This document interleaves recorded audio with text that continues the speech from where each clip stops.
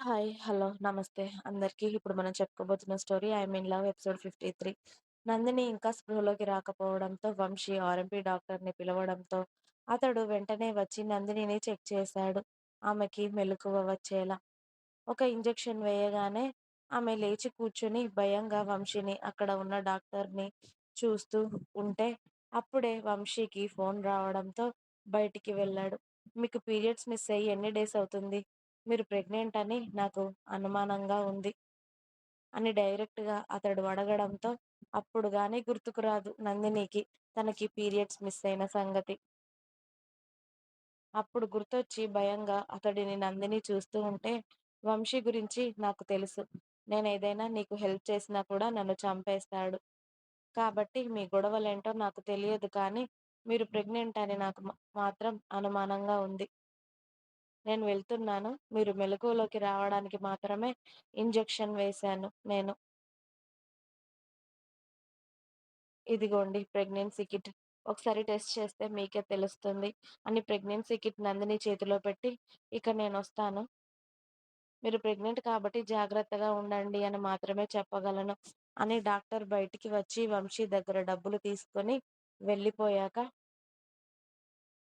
వంశీ నవ్వుకుంటూ నందిని రూమ్‌లోకి వస్తూ ఉంటే, ఆమె కొంగు కింద కిట్ దాచేసి భయంగా అతడిని చూస్తూ ఉంటే, "నేను నిన్నేదో అనుభవిద్దామని తీసుకొస్తే నువ్వేంటే ఇలా కళ్ళు తిరిగి పడిపోయి నీరసపడిపోతే ఎలా? అసలే నీతో నాకు చాలా పనుంది. కాకపోతే ఈరోజు ఏం చెయ్యను. నువ్వే పెళ్లి పీటల మీద ఏ పెళ్లి బట్టల్లో అయితే వెళ్ళిపోయావో, రేపు ఇదే ఇంట్లో మన పెళ్లి జరుగుతుంది. ఆ తర్వాత నిన్ను నేను నా సొంతం చేసుకుంటాను. పెళ్ళికి ముందే నిన్ను సొంతం చేసుకున్నాను. నిన్ను బలవంతం చేశాను అన్న పేరు నాకెందుకు? కాబట్టి మనమిద్దరం పెళ్లి చేసుకున్నాక భార్యాభర్తల్లాగా రేపు మన లైఫ్ స్టార్ట్ చేద్దాం బంగారం. అందుకే ఓకేనా? అందుకే రేపటి వరకు రెస్ట్ తీసుకో. ఈ చీకటి రూమ్‌లోనే" అని ఆమెకొక ప్లేట్ భోజనం ఆ రూమ్‌లో పెట్టి, ఆ రూమ్ లాక్ చేసుకొని, బయట ఏదో పనుందని వంశీ వెళ్ళిపోవడంతో, "ఎక్కడున్నావు రాకీ" అని తల కొట్టుకుంటూ ఏడుస్తుంది నందిని. అయినా నేనసలు బయటికెందుకొచ్చాను?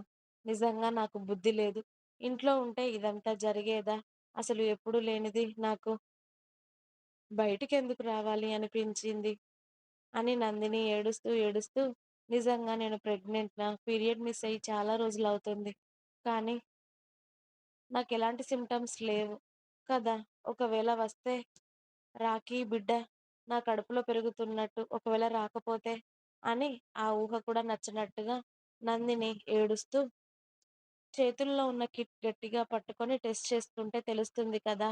అని ఆమె కన్నీళ్లు తుడుచుకొని బాత్రూంలోకి వెళ్లి ప్రెగ్నెన్సీ టెస్ట్ చేసుకొని, ఆ కిట్‌ని చేతుల్లో పట్టుకొని దేవుడిని తలుచుకుంటూ ఆమె పిడికిలి ఓపెన్ చేసింది. 2 పింక్ లైన్స్ ప్రెగ్నెన్సీ కిట్‌లో తెలియగానే ఆమె నోటి మీద చేయి వేసుకొని, "అంటే నేను మమ్మీనవ్వబోతున్నాను. రాకీ డ్యాడీ అవ్వబోతున్నాడు" అని సంతోషంలోనే ఏడుస్తూ, "రాకీ నువ్వెక్కడున్నా నా దగ్గరికి రా. ప్లీజ్ నువ్వొస్తావని తెలుసు. కానీ ఈ దుర్మార్గుడు ఏదో ఒకటి చేయకముందే వచ్చి నన్ను తీసుకెళ్ళిపో. నిన్ను చూడాలనుంది రాకీ. ఈ విషయం నీతో చెప్పాలనుంది. నువ్వు డాడీవవుతున్నావు అని చెప్పాలి అని ఉంది. ఇప్పటికైనా నువ్వు నన్ను పెళ్లి చేసుకుంటావా అని అడగాలనుంది రాకీ" అని చాలా సేపు ఏడ్చి బయటకి వచ్చి వంశీ తీసుకొచ్చిన ఫుడ్ చూసింది.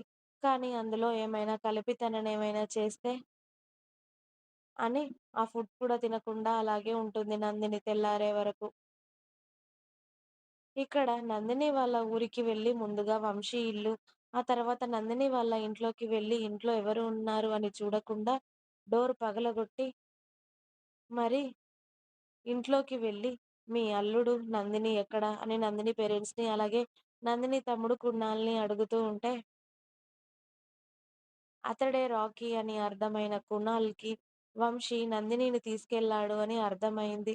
రాకీ గురించి తెలుసు ఆల్రెడీ వాళ్ళందరికీ కాబట్టి, వాళ్ళు ఏ సౌండ్ చేయకుండా, "మా అమ్మాయి ఆల్రెడీ పెళ్లిపీటల మీద నుండి నీకోసం వచ్చింది. మళ్ళీ ఇక్కడికెలా వస్తుంది? వస్తే ఈ ఇంట్లోనే ఉండాలి కదా!" లేదు అని వాళ్ళు అసలు ధైర్యంగా చెబుతూ ఉంటే, దాన్ని మీకు తీసుకొచ్చేంత ధైర్యం లేదని నాకు తెలుసు. కానీ ఎవరు తీసుకొచ్చారు? నాకు చాలా బాగా తెలుసు. అదే మీ అల్లుడు. అదే ఆ వంశీగాడు ఎక్కడున్నాడో తెలియాలి నాకు. వాడికి ఇంకా ఎక్కడెక్కడ ఇల్లులున్నాయి, వాడు నందుని ఎక్కడికి తీసుకెళ్ళి దాచిపెట్టగలడో ఖచ్చితంగా మీకు తెలిసే ఉంటుంది. వాడు మీకు చెప్పకుండా ఉండడని నాకు చాలా బాగా తెలుసు. మీ కూతురు గురించి వాడు మీ ఇంటికి వచ్చి వార్నింగ్ ఇచ్చాడు అంటే, ఖచ్చితంగా వాడు నందిని గురించి వెతుకుతున్నాడు, తీసుకొస్తున్నాడు అని తెలుసు కాబట్టి ఇప్పుడు ఎక్కడున్నాడో మీరు చెప్పకపోతే మీరందరూ ఖచ్చితంగా నా చేతుల్లో చస్తారు. మీకు నా గురించి చాలా బాగా తెలుసు అనుకుంటా అని రాకీ బ్యాక్ పాకెట్‌లో ఉన్న గన్ తీయగానే వాళ్ళ అక్క వంశీతో ఉంటే ఖచ్చితంగా బావుండదు. వాళ్ళ అక్కని తీసుకెళ్ళిన కొద్ది సమయంలోనే రాకీ ఇక్కడికి వచ్చాడంటే వాళ్ళిద్దరూ బావుంటారు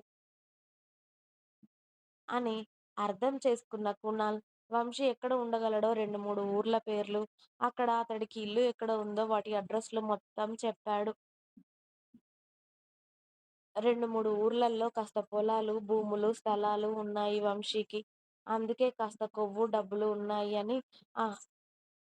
ఆ ఆ వివరాలన్నీ కునాల్ చెప్పగానే, "నువ్వు కూడా మాతో పాటు రా" అని అతడిని కూడా తీసుకొని రాకీ, కునాల్, శివ ముగ్గురు నందిని కోసం బయలుదేరారు.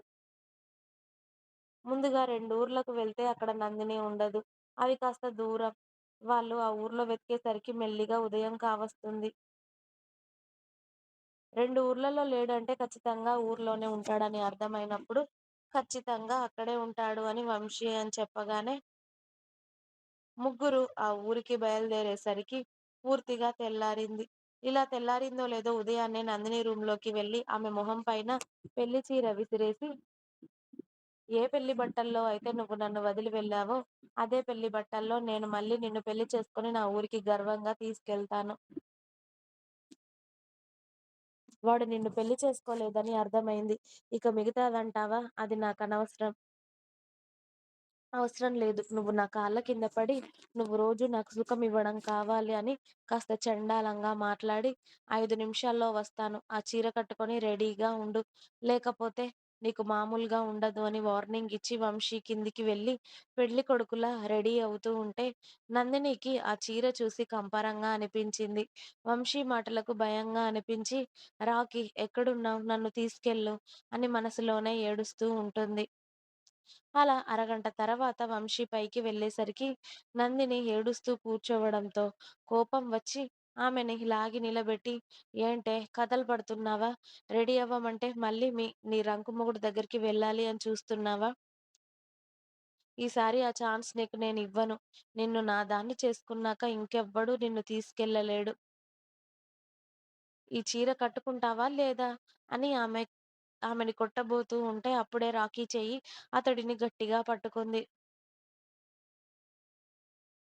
రాకీని చూసి నందిని మొహం వెలిగిపోతే వంశీగాడి మొహం వెలవెలబోయింది. అప్పటికే రాకీ మీద కలబడపోయాడు. కానీ రాకీ రెండే షాట్స్‌లలో వాడిని కింద పడేసి, అతడి గన్ తీసి వాడి 2 మోకాళ్ళల్లో షూట్ చేసేశాడు చాలా కూల్‌గా ఫైటింగ్ ముగించి. అప్పటికి వాడి కాళ్ళల్లో నుండి రక్తం కారుతూ వాడు పెట్టే ఆర్తనాదాలు బయటికి కూడా వినిపిస్తూ ఉన్నాయి. "జీవితాంతం ఇలా కాళ్ళు లేవకుండా చావరా" అని కునాల్‌ని చూసి వీడిని తీసుకెళ్ళి ఏదైనా హాస్పిటల్‌లో పడెయ్ అని చెప్పి నందిని భుజం చుట్టూ చేయి వేయగానే కునాల్ అక్క దగ్గరికి వచ్చి "ఎలా ఉన్నావక్కా" అని అడిగాడు. "బానే ఉన్నాను" అన్నట్టుగా నందిని తల ఊపడంతో "నువ్వీయన దగ్గర ఉంటే బావుంటావు, సంతోషంగా ఉంటావు" అనిపించింది. "నీ దగ్గరికి వచ్చాను. ఎక్కడున్నా జాగ్రత్తగా ఉండక్కా. అప్పుడప్పుడు ఫోన్ చేస్తూ ఉండు" అని కునాల్ వంశీగాడిని అక్కడి నుండి తీసుకెళ్ళిపోతే రాకీ నందినిని తీసుకొచ్చి కార్‌లో కూర్చోబెట్టాడు. ఇంకా ఉంది.